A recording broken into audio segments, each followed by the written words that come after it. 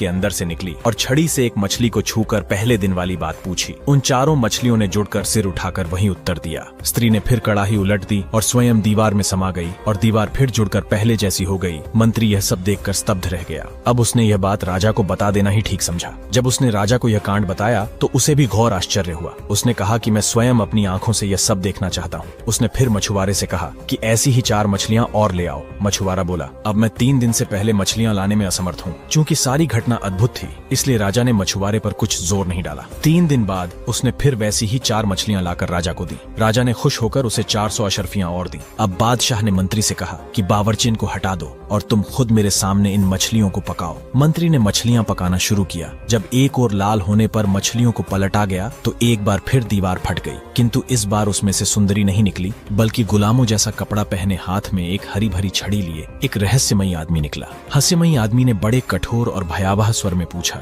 मछलियों, क्या तुम अपने वचन पर अब भी स्थिर हो? मछलियां अपने सरों को उठाकर बोली, हम उसी बात पर स्थिर हैं। उस व्यक्ति ने कड़ाही उलट दी और स्वयं दीवार के छेद में घुस गया और दीवार पहले की तरह जुड़ गई। ये बादशाह ने मंत्री से कहा, यह अद्भुत घटना मैंने स्वयं देखी है, वरना मैं इस पर विश्वास न करता। ये मछलियां भी साधारण नहीं है। मैं इस रहस्य को जानने के लिए बड़ा उत्सुक हूँ। यह कहकर उसने मछुआरे को फिर बुलवाया और उससे पूछा कि तू यह रंगीन मछलियां कहाँ से लाया था? मछुआरे ने बताया कि मैंने उसे उस तालाब से पकड़ा है जिसके चारों ओर 4 टीले हैं। बादशाह ने मंत्री से पूछा, तुम्हें मालूम है कि वह तालाब कहाँ है? मंत्री ने कहा, मैं 60 वर्ष से उस ओर शिकार खेलने जाता रहा हूँ, लेकिन मैंने ऐसा तालाब न देखा न सुना। अब बादशाह ने मछुआरे से पूछा कि वह तालाब कितनी दूर है और क्या तू मुझे वहाँ ले जा सकता है? मछुआरे ने कहा, वह तालाब यहाँ से 3 घड़ी के रास्ते पर है और मैं आपको जरूर वहाँ ले जाऊंगा। उस समय दिन कम ही रह गया था, किंतु बादशाह को ऐसी उत्सुकता थी कि उसने अपने दरबारियों और रक्षकों को शीघ्र तैयार होने की आज्ञा दी। फिर वह मछुआरे के पीछे पीछे चल दिया और उसके बताए हुए पहाड़ पर चढ़ गया। जब वह पहाड़ के दूसरी ओर उतरा तो वहाँ बड़ा विशाल वन दिखाई दिया। यह वन पहले किसी ने नहीं देखा था। फिर बादशाह और उसके साथियों ने वह वन भी पार किया और सब लोग उस तालाब के किनारे पहुंच गए जिसके चारों ओर 4 टीले थे। उस तालाब का पानी अत्यंत निर्मल था और जिन 4 रंगों की मछलियां उसे मछुआरे से मिलती थीं, वैसी अनगिनत मछलियां उस तालाब में तैर रही थीं।